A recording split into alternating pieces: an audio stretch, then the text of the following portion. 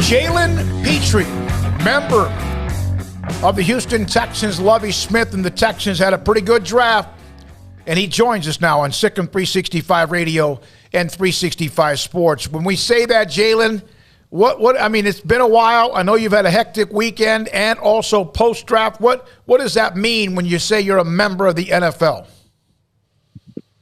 It means a lot. All the work that I put in up to this point, and to see that, God has finally placed me in the NFL is, it's crazy. Like it's crazy to say I'm an NFL player now, but, I'm grateful for it, and I'm ready to get to work. Well, you are staying in your hometown and, 20 minutes away that you grew up from NRG Stadium. Is there going to have to be, some sort of ticket lottery for your family to be able to go to games? Because I'm pretty sure that on Friday when your name got called, the ticket requests already started pouring in. Yeah, we're going to have to figure out a way how we're going to do that. But for sure, I'm going to take care of my parents and my immediate family straight off the bat. But I'm going to try to do my best to, accommodate all my family and friends because, they played a big part in helping me get here. Jalen, I would ask, what your thoughts were when the first call came in to tell you were going to be drafted. But when especially you saw that it was Houston, how extra special did that make it? It made it real special. When I first seen the call, my initial reaction is, who could possibly be calling me from Houston right now? Knowing that the draft is going on. And then it clicked because I was watching the draft as well, and I seen that Houston was like in the next couple picks, and then they told me, and then it was just a surreal moment. It was like I really didn't even hear that on the phone after he said that they were going to take me with the next pick. Like, I went into shock. Jalen, there were thoughts that you could be, maybe even nudged into the first round. That was, all just depends. We had earlier this week Logan Hall, University of Houston, first pick in the second round by Tampa Bay, and we discussed that with him. What was that night like, Thursday night, waiting on Friday? Yes, sir. So Thursday night, it was kind of a hard pill to swallow, when you see guys going before you and you just, just the competitive nature, and you always want to be at the top and be best. But, when I wasn't picked out, I was just trying to be as grateful as possible for the moment that I was in and trying to, still be happy and, be, excited about everything that was going on. So then when Friday came, I just treated it like it was a regular day, and then a draft ended up turning on, and before you know it, the Texans were calling. So it ended up happening pretty fast, and I was grateful for that. Is Lovie Smith as mellow as Dave Aranda? That's a great question. I've met Coach Smith once at my pre-draft visit. And he seemed like a good guy. Seemed very similar to Coach Aranda. Obviously, they probably do have their differences, but I couldn't really gauge if he's the same. I know they do have similarities, and their defensive approach, and just how they care about people off the field rather than always worrying about the football all the time. They definitely are mixed-faith, and it shows when you talk to them. So, Jalen, you go pretty quickly there in the second round. Not too long after, Tyquan goes 50th to the Patriots. You had Terrell and JT going in the third round. Then you had Treston and Kalen going on day 3. And then, Drew Estrada, Abram Smith, Xavier Newman, Jaron McVay, Raleigh Tejada, and I'm probably missing a name or two, all signed undrafted free agent deals. So 11 Bears going to the pros in some form or fashion. Does that just kind of blow your mind when you think about it? And how cool is that for you to see not only yourself, but so many teammates get opportunities? Yeah, it just shows me the work that you put in is eventually come to light. Like a lot of these guys, a lot of us, we put in a lot of hard work, and we wasn't always winning. We wasn't always, at the top. But if you stay down and you work, you'll be, rise to the top. So it was great to see all these players. Baylor, including myself, get a shot at the league. And, we plan to take the league by storm to bring our brand to whatever team we're on. Because, we're great people, but on the field, we turn into savages. Yeah, it's a good way to put it. Speaking of that, you all went through a lot, and that's been mentioned. We've asked you about this, even through the journeys of Sugar Bowl to 2-7, the Sugar Bowl and Big 12 champions. Because of what you experienced, Jalen, with all the different coaching changes, because of the ups and downs with success or not, are you a better person and more ready for what's in front of you in life, much less football, than you could possibly be? Definitely. All the things that has happened in my life has prepared me for today, for tomorrow, and for the future.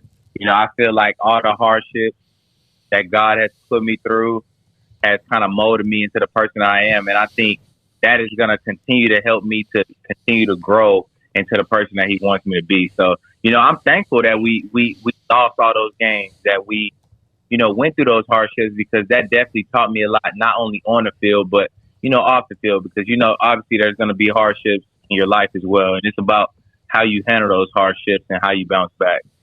Jalen, to also get picked you got 2 first-round guys right ahead of you, but one of those is another defensive back. To have a guy who's you're kind of starting anew with Derek Stingley in the secondary there, is that equally as exciting that you're kind of on this journey together? Oh, definitely. He's a great player. I always look to, team up with good guys that love the game of football, that, understand the game. And, I look forward to playing with him and all my other teammates. I know that they all have different, experiences in their past, and I look to learn from them and add different pieces of their game to mine, in order to, continue to make plays. Jalen, that draft process, you guys, you obviously played a long season, played all the way to January 1st. Then you basically had probably a smallish break, but I know a lot of you guys pretty much immediately went to training for the combine and stuff. So you had all that going on, pro days, meetings. When were you finally able to just take a deep breath? Was it when the Texans called you? And then when you did, what was that deep breath, that sigh of relief finally like? I'm going to be honest. I still haven't taken a deep breath. Fair. Once they called me, it's about, being in shape for rookie mini camp. And, after that, OTA. So I haven't really taken a break, and, I'm not really worried about that. I'm really excited about this new opportunity, and, I'm just trying to stay in shape and stay focused on what's ahead. Where are you? What are they going to do? How are they going to use you? People look at basic defenses now. There's cornerbacks and there's different safeties, etc. But you're the Swiss Army knife in many ways, where you came from, as far as how you played, what positions you played. How do you think they're going to use you? Yeah, that's a great question. I think that's a big question mark right now, and I'm looking forward to, just showing up and getting to work and trusting my coaches to put me in the right position to make the team better. I haven't really, been all in on, what exactly I'm going to be doing and all that stuff. But, I trust Coach Smith and, his staff, because, he obviously knows what he's doing. So I'm ready to get to work, and I'm ready to, earn the trust of my coaches and, my teammates. Well, we're fellow East Texans with Lovie Smith, and we've known him a long time, so we think you landed in a good spot with a great coach who definitely knows defense, and so we're excited about that. But, Jalen, I'm so glad we got to talk to you, because I saw this video the other day that one of the TV stations down in Houston did. They went over to your house and talked to your parents pretty quickly after everything happened, and there was a very emotional moment with your father where he brought in your older brother and started talking about the role that your older brother played in helping you grow up and helping you turn into the man that you are today. Obviously, a lot of people had an effect, but and I'm not even sure if you saw that, but can you talk about your brother and just what kind of an impact he made on you? He had the biggest impact because, like my dad said, I was always chasing him. I was always trying to do things that he was doing. I was always trying to be better than him. And he was always better than me at whatever we're doing, and he still is. So, I'm still on that constant chase, and he continues to, motivate and inspire me. So, big shout out to him, and I love him, and I appreciate him for that. He's the real reason, one of the real main reasons why I'm in a position that I'm in right now, and I'm forever thankful for him for that. You came back to this. It's awesome, Jalen. You came back for the spring game with also Terrell Bernard, among some others. JT, what did you see, man? They had some big plays on offense. The defense, of course, we know they're stacked with some inexperience here and there on both sides. But your thoughts about Baylor football moving forward? Oh, I think they're gonna be very good. You know, they know what it takes to win. They have the pieces, and you know, it's all about, you know, just growing on a daily. And then I went to a couple practices, and I see that the younger guys, they're hungry. The older guys, they, you know, are trying to consistently find new things that they can get better at. Like when you see that in a team, you see that, you know, they're not satisfied. And I think that's what I see with Baylor. Like they're not satisfied winning a Big 12 championship. They want to, you know, set the new standard, set a new bar for the school. So, you know, I'm excited to see what they're going to do in the fall, and I think that they're going to do very well. Well, that standard, that bar, you helped set it. It was set back in the early part of the 2000s, of course, or 2010s when they won Big 12 titles. Then there was transition. Then you and others helped set it again, twice. Thanks for your time. We're so proud of you, Jalen. Thank you very much for all of you, what you represent. Baylor fans are absolutely indebted to you for a long, long time because of your loyalty, but also because of the fact you're really a good football player and a great person as well. Thank you.